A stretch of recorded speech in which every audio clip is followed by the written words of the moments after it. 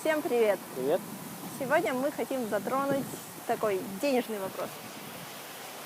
Ну, карточки, наличку, что вести с собой, что не Да, вести с нас собой. все спрашивают, а сколько вообще нужно денег для нормального проживания в Таиланде, как вести с собой деньги, вообще сколько нужно налички, сколько нужно на каких карточках все хранить, да? Да, сколько в резерве держать? Вот сейчас. Правильный вопрос, правильный ответ, ребята, столько, сколько хотите. Ну, как, столько, сколько есть. Какая разница? Да. Ну, сколько у вас есть денег. Тут мы знаем людей, которые живут тут на 10 тысяч бат в месяц. И хорошо себя чувствуют отлично. Я предполагаю, что можно жить тысяч на 6 бат в месяц. Да. Можно на 300 жить. У нас у самих выходит, я не знаю сколько, порядка, наверное, 40. Порядка 40. Ну, вместе с квартирой, вместе с едой. Да, ребята есть, которые живут за 300 тысяч в месяц. Ну, сколько с собой брать? Столько, сколько хотите. Ну, Да. берите с собой все, что И есть. поэтому глупо спрашивать, сколько мы с тобой брали, да, мне кажется? Да, ну у нас крупный резерв был на первое время. Да. Ну, мы планировали снять квартиру, дом где-то за 15. Вот мы брали с собой на 1-2 месяца. Ну и плюс там в резерве немножко было. Да. Ну и вот есть бюджет. Ну, то есть, чтобы рассчитать, сколько вам с собой взять, просто зайдите на Booking.com, я не знаю, там, или на другие сайты, погуглите, посмотрите, за сколько вы можете снять жилье. А питаться тут можно... Грубо говоря, еда, ну, наверное, примерно же столько, сколько Да. в России тратите. Ну, примерно столько, сколько в России. А если, например, вы будете есть в Макашнице, ну, Мы это потом покажем, что такое макашница. 50 бат за раз. За порцию. За порцию Да. супа, за порцию лапши какой-нибудь или риса с мясом, 50 бат, легкую. Ну, Короче, на 200 рублей можно на двоих уесться. Да, грубо говоря, если вы вообще в жару не хотите есть, и из расчета того, что в Макашницах вы будете есть, ну, Раза в 2 в день. 1-2 раза в день, плюс какие-то фрукты, вода и так далее, то можно уложиться, наверное, в 3-5. У нас это совершенно не получается. Ну, потому что мы ходим в супермаркет и покупаем еду, которая импортированная, потому что здесь не вся еда, ну, как бы... Да, иногда да. хочется молока, хлопьев, там, фруктов, Свеклы. дуриана очень хочется. Привет. Вот. Поэтому мы тратим, ну, как бы, столько же примерно, как и в России тратили. А что по поводу того, сколько у нас было с собой налички, наверное, Налички мы брали с собой $1000. мы брали их в долларах именно, ну, Да, на самом деле можно было совершенно не брать, Да. потому что на конвертации потеряли гораздо больше. да. Вот. Ну, берите с собой, не знаю, ну, $300, наверное. Ну, $300? да, $300. Я Ну, 300 тысяч подумала. не, $300, чтобы были в кармане, просто по прилету поменяли, там сразу же в аэропорту что-то покушали, потому что обменники в аэропорту, они довольно дорогие. Там жуткие цены, на самом деле. Просто надо чуть-чуть. Мы $100, по-моему, меняли в Да, аэропорту. меня жаба задушила поменять там доллары, то есть это был настолько плохой курс, все равно, что я бы кому-то, наверное, 5000 подарил бы, просто из-за того, что поменял сначала в доллар, а потом в баты. Да. Вот, Поэтому вообще, ну, как бы, по сути, для чего нужны там первые баты в аэропорту? Это чтобы вам из аэропорта доехать до вашего отеля. Это буквально, ну, на такси, я не знаю, ну, пусть бат 500 бат 500 такси. тысяч будет, да? Да. Но если вы там в аэропорту будете долго там поесть что-то, ну, еще пусть бат 500 будет, грубо говоря. Но нам они, в принципе, ну, пригодились, чтобы только доехать до... На басе, на Ну да, автобусе ну, доехать слушай, до нас, это было 400 рублей, да? Ну, мы разменяли $100, мы покушали в аэропорту, Мы там купили весь день сим-карту. провели, сим-карту купили, несколько раз покушали йогуртов, фруктов, там да. разогретых всяких штук из Family Market. И, собственно, потом улетели на Патонг, прилетели сюда, купили билеты до Патонга, у нас еще осталось 1500. Да, так что, Вот, ну как бы $100 нам хватило. Ну, на всякий случай 300 в кошелек положите, чтобы они вас не жали, на всякий случай. А по прилету потом уже, что мы сделали? ну вообще, давай вот сначала, ты когда едешь в Таиланд, смотря на какое время, если вы едете на длительное время, я, конечно, Да. советую брать с собой, иметь при себе какой-то резерв денег, 1100 хотя бы, да, ну, грубо говоря, на всякие... Опять же, зависит Слушай, от того, на какой бюджет вы рассчитываете. Если вы рассчитываете жить с рюкзаком в бунгале и кушать, ну, элементарно, вы можете жить на 6 тысяч рублей. Я не- Самое дорогое, что у вас получится, это перелеты сюда, а здесь резерв будет, ну, Я про такие случаи, когда либо ты байк разбил, либо тебе на медицинскую помощь, но хотя это все страховка обычно оплачивается. Ну, это я просто как Не человек-паникер, я обычно Да, ну, стараюсь себя обезопасить. ну, если страховка есть, не обязательно иметь деньги при себе. Достаточно, если у вас есть кредитная карта какого-то банка, вы уже будете так или иначе застрахованы, да?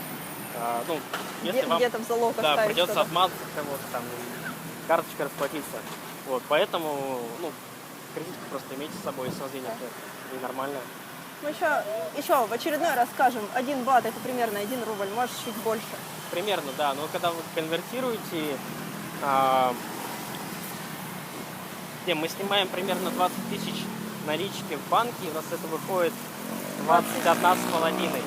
Где-то Вот. так. Ну, потому что по-разному конвертируется, всегда курс меняется. Привет. Когда 20, этот тайц так и будет, не сходить.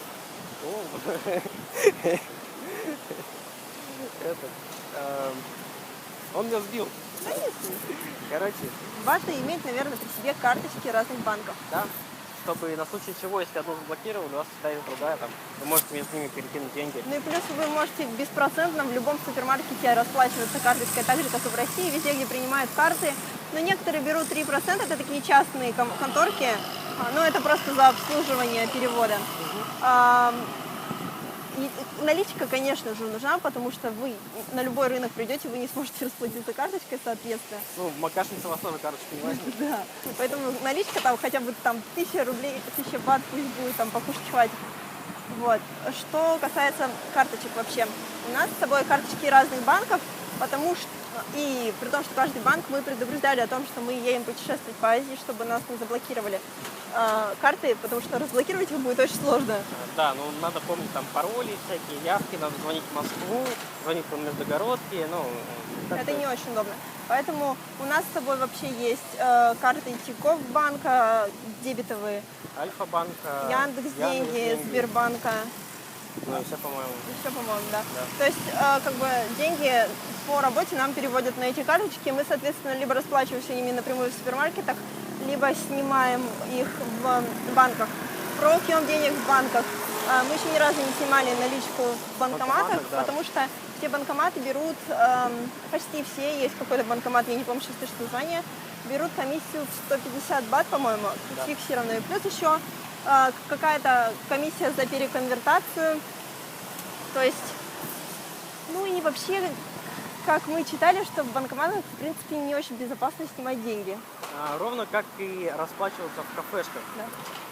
Вот. Ну, И таких карточкой. каких-то странных, обычных кафешках карточкой лучше не расплачиваться, лучше наличкой. Потому что в Таиланде так процветает достаточно эта сфера Да, ну, деятельности. собственно, большой поток туристов, это порядка, сколько там, 10 миллионов, по-моему, туристов за сезон прибывает.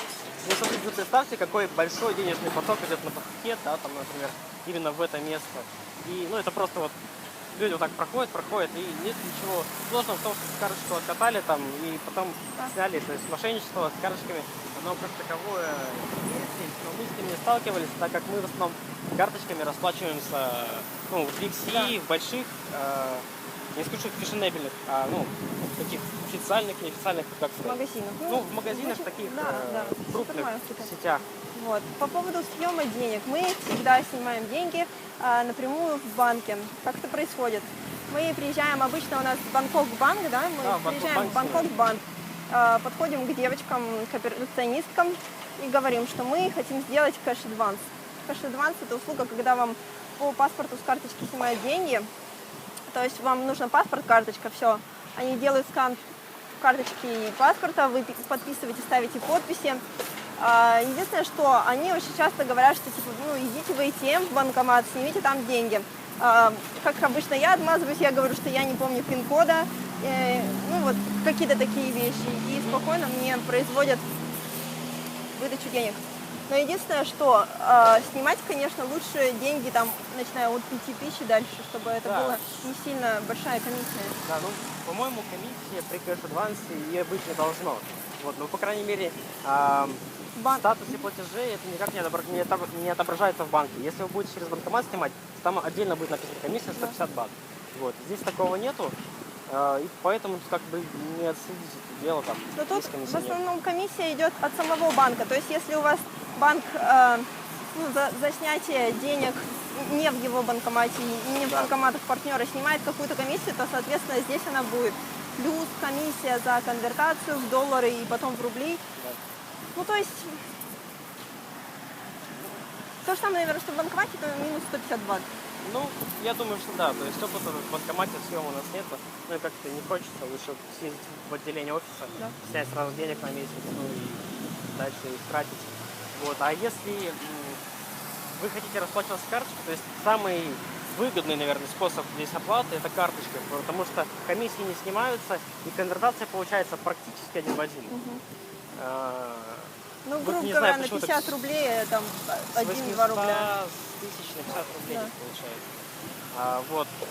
То есть, если вы хотите везде расплачиваться карточкой, в кафешках и во всех местах, Лучше сделайте себе Яндекс.Карту. Да. И я думаю, что сейчас уже любой банк поддерживает перевод денег с обычного счета на Яндекс.Карту. Без процентов. А Яндекс.Картой уже вы можете везде расплачиваться, ну и не боясь ее засветить. Потому что пополнять вы будете ее постоянно, ну, на небольшую сумму. Да. Вот. Это, Ну и наверное, там обычно, ну как бы, если будет какой-то откат денег, то это небольшая сумма и ничего страшного не будет. Потому что разбираться и возвращать все эти деньги обратно здесь очень сложно. да. То есть, если вы останетесь без денег, будет довольно-таки Да. прям. И позаботьтесь еще раз, сообщите своему банку, что вы едете путешествовать по Азии, и пусть они не так тотально следят за вашей карточкой. Потому что если вы сегодня в России, завтра в Таиланде, послезавтра в Бирме, а потом еще в Малайзия. в Малайзии, то, конечно, могут заподозрить, что тут что-то не так, и просто заблокировать карту.